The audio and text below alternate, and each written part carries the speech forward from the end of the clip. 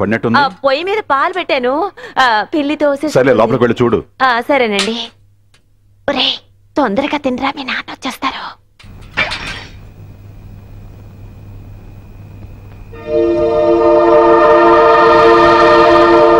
ఏమే నా ధర్మపత్ని, ఎందాక నువ్వు పిల్లొచ్చిందన్నప్పుడే నాకు అనుమానం వచ్చింది. నా అనుమానమే నిజమైంది.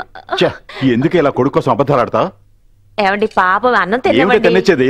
వీడు చేసే పనుల వల్ల ఊళ్ళో తలెత్తుకుని తిరగలేకపోతున్నాను. వీడి పద్ధతి మార్చుకోకుండా ఇలాగే ఉంటే ఏమైపోతాడే? చేపల పులుసు సదిరిందమ్మా. నా మాటలేవి వాడి చెవికి ఎక్కడం లేదే. కాస్త ఉప్పు తక్కువ. ఉప్పు ఇటువంటి కొడుకుని కానందుకు ఊళ్ళో నాకు మర్యాద లేకుండా పోతుంది. ఉప్పు కావాలట, ఉప్పు. గుడ్డేలా ఉడకబెట్టి వదిలేసావే, కాస్త వేపితే బాగుంటుంది కదా. నువ్వు చేసిన పనికి ఊరేసుకుని చావాలరా. అట్లు కావాలట, అట్లు. అన్నం తినేటప్పుడు ఇలా తిడితే ఎలా తింటాడండి? నువ్వు ఊరుకోవే. నువ్వు ఇంట్లో వెనకేశ్వరాబట్టే వీడు అద్దు అప్పు లేకుండా ఊళ్ళో బాధురు తిరుగుతూ నా పరువు తీస్తున్నాడు. శుభ్రంగా వాడికి పెళ్లి చేయండి, అంతా సర్దుకుంటుంది. వీడి గురించి తెలిసినవాడు అవ్వడు, వీడికి పిల్లనివ్వడే. ఎందుకు ఇవ్వడు? నా తమ్ముడు కూతుర్నివ్వమని నేను అడుగుతాను. అలా నువ్వు కష్టపడి పెళ్లి చేసినా వీడు సవ్యంగా కాపురం చేయాలి కదా. ఏంటమ్మా నాన్న కోపంగా ఉన్నట్టున్నాడు?